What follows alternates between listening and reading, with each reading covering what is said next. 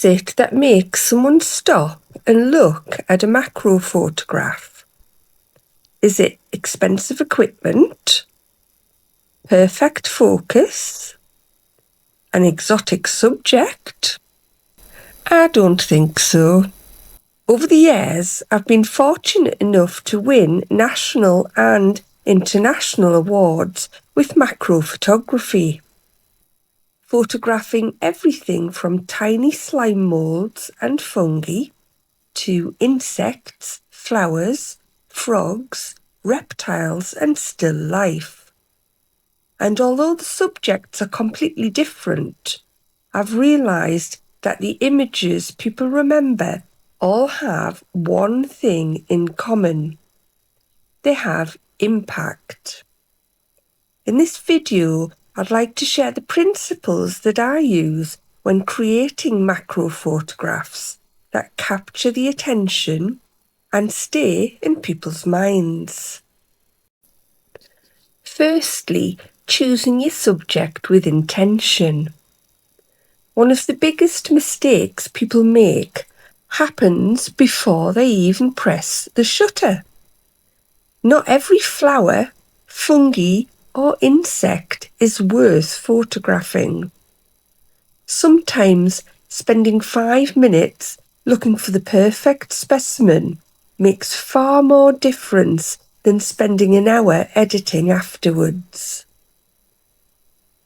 I like to choose subjects in good condition, unless my intention is to tell a story about decay. If you're photographing insects, patience often rewards you with far better behaviour, better poses, and better light. Knowing where and when to find subjects also makes a huge difference. Different fungi grow in different habitats. Certain insects appear only at particular times of the year. The more you understand your subjects, the more opportunities you'll find.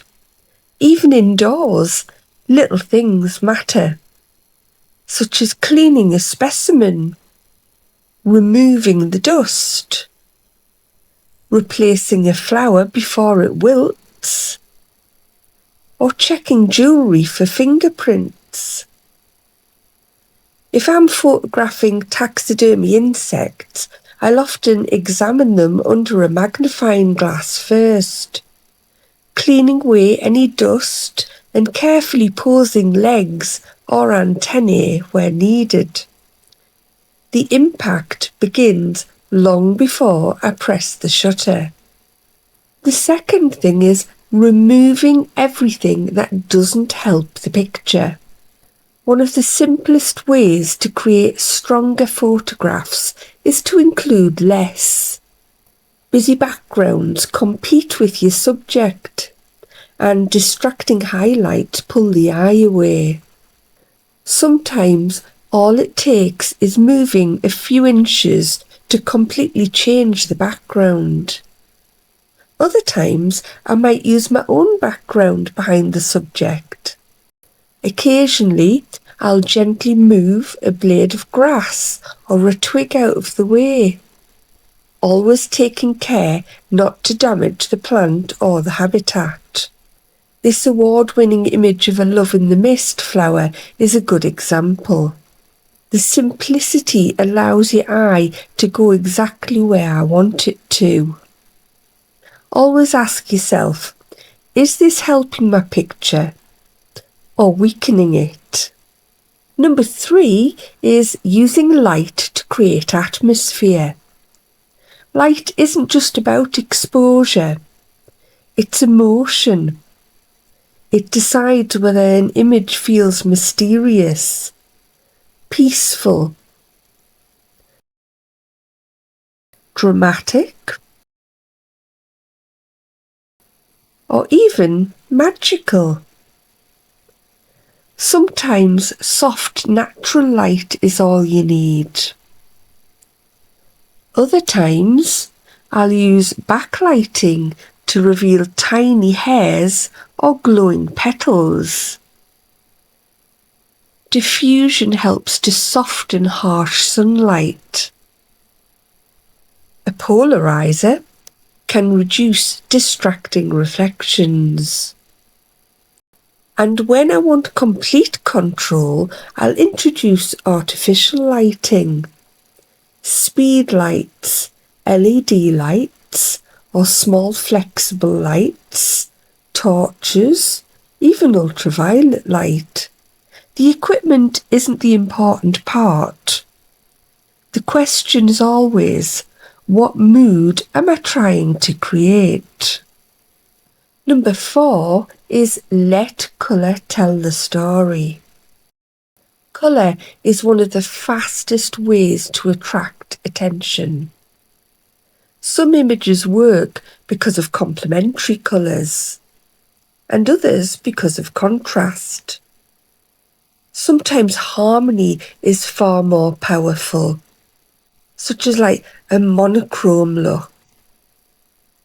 I often think about colour before I even lift the camera. Could a different background strengthen the subject? Would another angle simplify the palette? Could introducing an unexpected colour make the image more memorable? These frogs, the tokay gecko, the earth tongues, these taxidermy insects, they're all using colour intentionally rather than accidentally. Colour isn't decoration, it's part of the composition. Number 5 is decide what you want people to notice. Every photograph guides the viewer somewhere. The question is, where? Sometimes I want every tiny detail visible. That's where focus stacking becomes incredibly useful.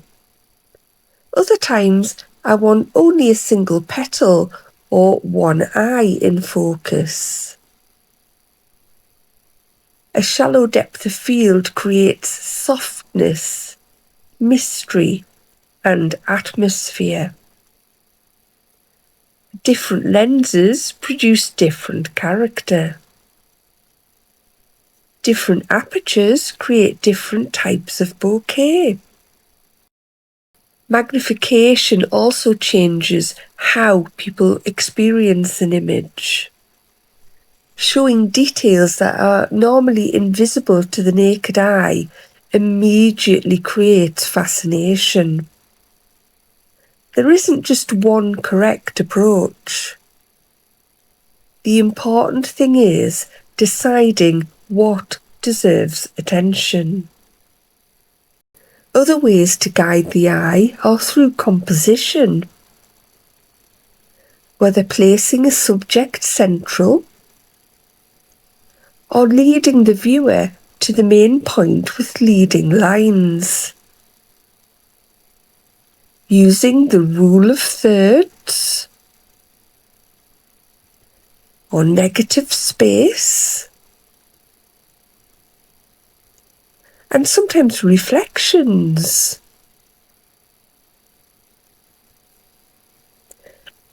Even the number of items repeating in the frame. Every composition decision can play its part in creating that extra impact. Even cropping is a square crop. Number 6 is create curiosity. This might be the most important principle of all.